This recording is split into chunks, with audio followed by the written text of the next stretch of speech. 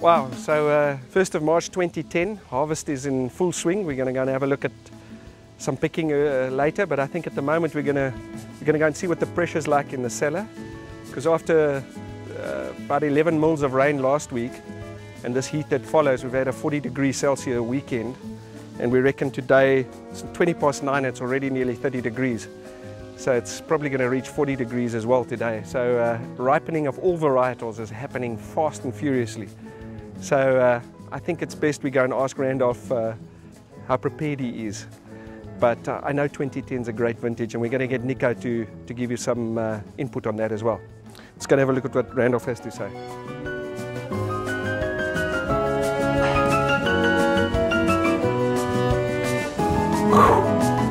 Beautiful temperature.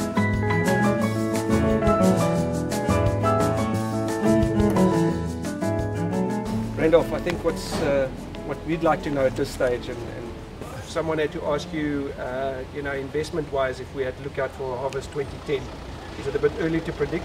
Are you happy with it? Yeah, there's some wines that sort of excite me at this stage already, like the Chardonnay sitting in barrel for our traditional Stellenbosch oak Chardonnay, and also the Five Soldiers. Yeah. The Sauvignon Blanc's looking fantastic this year.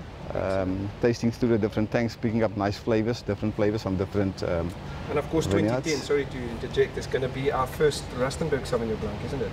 Yeah, so we had to make, it's a big challenge. We had to do something different. We're being it a bit riper on certain blocks, and other blocks we bring it at the normal levels, but we're trying to retain the good flavors. We're very strict on the condition of the grapes coming in here. I don't want to see any rot in the bins, nothing. Yeah.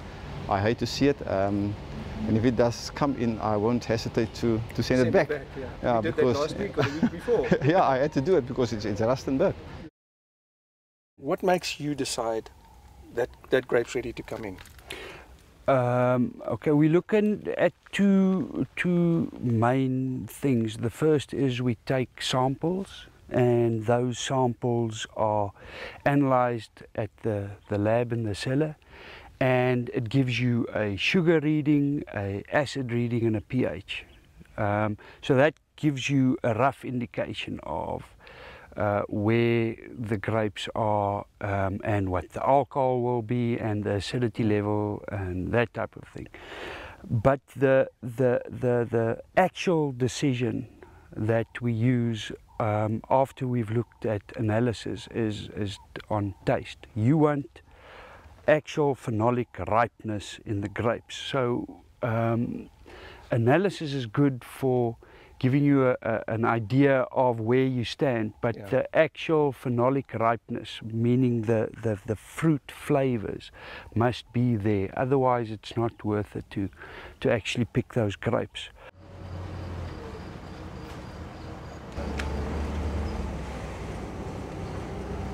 Yeah, this is quite a nostalgic day for us, even though it's the 1st of March and we're leading into, we sort of stuck in the heart of the harvest 2010.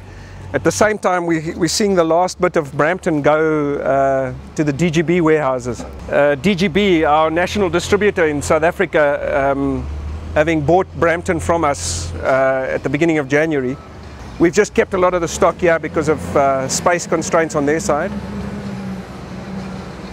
They've helped us build the volumes over the last 4 years, and it just strategically became an important brand for them, and it helps us sort out our production constraints on this side without having to build an additional cellar.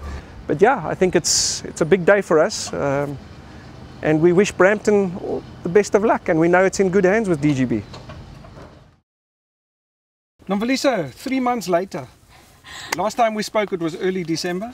Yes, it was. 2009. Now we're early March 2010. The grapes are ripening fast now. Yeah, and we're harvesting already. How are you feeling now?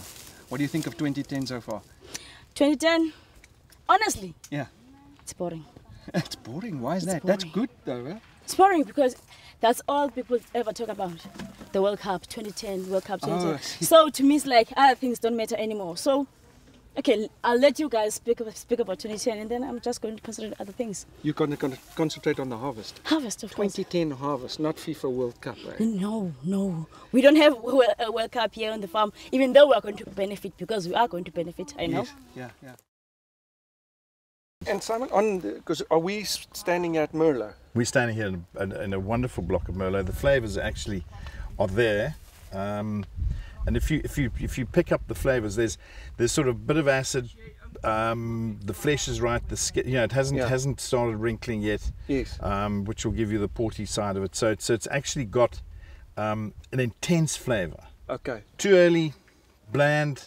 Too late, porty, boiled, sweety. So you've got to catch it at a very critical time. You want to catch it at, and it's most probably you've got a three-day window or 4-day window where it is absolutely at optimum.